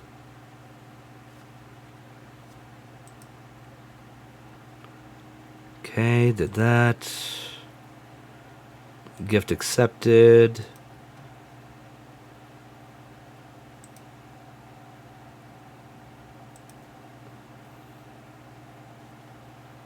We'll go back to this one for a minute. Let's play a video while we're waiting, shall we?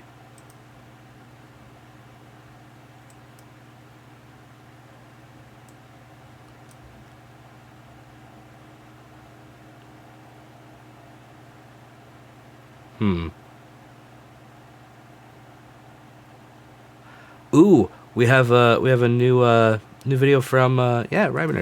Let's do this one. Today we're going to be reviewing some hollow metal dice from D&D WoW. They often send me dice just to get my opinions on them, and I've accumulated enough of their hollow metal dice now that I thought I could show them off to you all because I think that you'll find them interesting. They're not the first or last to do hollow metal dice, but I love their slogan, "Wow people at the D&D games." That's hilarious. They sent me 4 different sets, a gold knight set and a bronze knight set, as well as this kind of rounded blue Celtic knot set and a black nickel skull set. There's nothing absolutely revolutionary about their packaging. It comes with a bag that has D&D WoW on it, a pretty traditional dice bag. It's black velvet. It'll take a few minutes for it to download, so this is a good way to do it. That we're going to look at here. And I was really surprised at the detail on the sides of the dice. Yeah, the helmets and the shields are really nice, but it's actually the edges of the D6 and all of them that are so textured that just look gorgeous, and they feel... Just a warning, doing the download might affect the stream, so... It feels a lot like the... If the stream stops, you'll know why. If anything, it's even more fine than that. So it just feels really cool, as well as looks great. They also have an interesting design choice to have some of them have helmets and some of them to have shields and swords. It's rare for dice sets to have kind of a mix and match like that, and so I know that'll be hit or miss for some people, but I kind of like it. It's different than the normal style. I also did my scratch test where I take the sharpest edges that I can find and try to scratch the surface of the metal or plastic, depending on what dice it is. Almost didn't get away from the mic on that one, sorry. So you can have these in a bag and not worry about their color fading over time.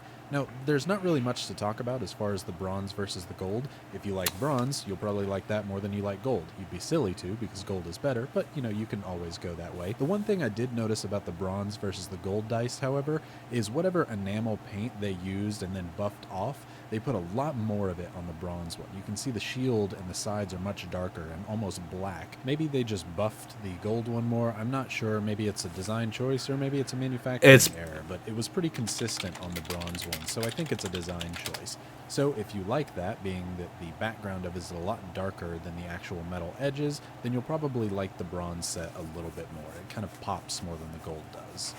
Moving on to what is the most interesting and definitely the most unique. Ooh, I like set these. is this blue kind of Celtic knot-looking set. I really, really like how this one looks from the outside, though I do have some issues with it. All of the dice on here are rounded, which is really cool. The D6 and the D4 are even rounded, so no more cutting up your toe by stepping on a D4. That's a really nice feature for me with how many dice I have lying around. However, with how round they are, it's really difficult to differentiate between the dice. That's a D20. I thought this was a D8.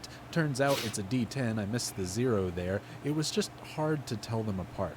This one here happens to be the D8, and it doesn't look all that different side by side. You can kind of lose which one is actually a Yeah, D8 that seems like a and design D10. issue. The D100 here luckily has 2 numbers, but the D12 looks very similar to the D20. The D6 is even so round you might confuse it with the others. The D4 is the only one that's pretty obviously different right away, but having them all lined up, it's hard to see which one is which. So if you're going to use a set like this, I would highly recommend on the table leaving them in sequential order. Obviously they're not going to fit into this dice dagger box I made, but it's in sequential order, and that's how I'd have to leave them, because if I wanted to grab the D6 or the D12 quickly, I would have no idea which one is which, and so that is a problem with this set. And finally, we're moving on to the spookiest of dice sets today. It's the nickel bone or skull set. These are creepy in the best kind of way. These are what you break out Those look when pretty you're cool. fighting a lich, or when Ozzy Osbourne finally accepts your invitation to play D&D. Still waiting on that call, Ozzy. This is the set you break out. I actually think I like this set the most, though the gold one really screams me. I like how readable these are. With the kind of darker nickel color and then the white numbers, it is so easy to read these on the table, and they just look awesome. This skull has 5 different spines coming out of its head. I think that's awesome. I love seeing the rib cages on some of these dice. I really don't have much of a problem or much to say about these. If you like the design, you'll like it. If you don't like the design on these, you probably won't like it. But the best part about hollow metal dice is how they jingle in your hand and when you roll them on the table. It's my favorite part.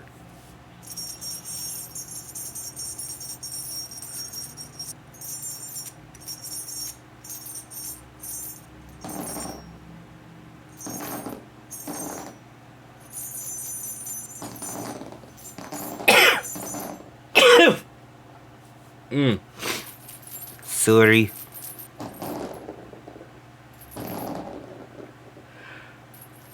Yeah, those ones just This set does like to roll on a the table lot, in yeah. a sense, but because they're heavy, they generally stop pretty quickly, so it's nothing I'd worry about.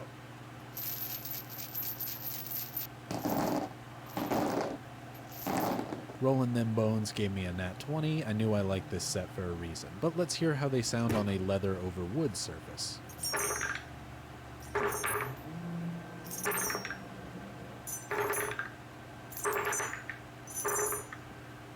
Not a bad sound.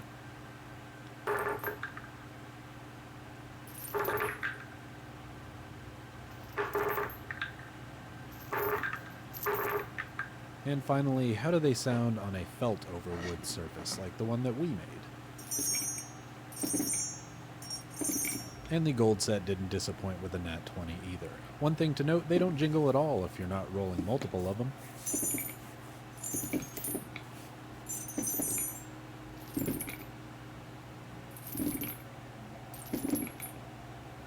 Yeah, I can see why that blue set's really the lesser of all of them. So I hope they're you harder to enjoyed read. these, because I definitely really like hollow metal dice sets. They're the hardest by far to make at home. I have no idea how to make them and how to make molds that would work with them, and so... All right. With that said, let's see if we can get this to work now.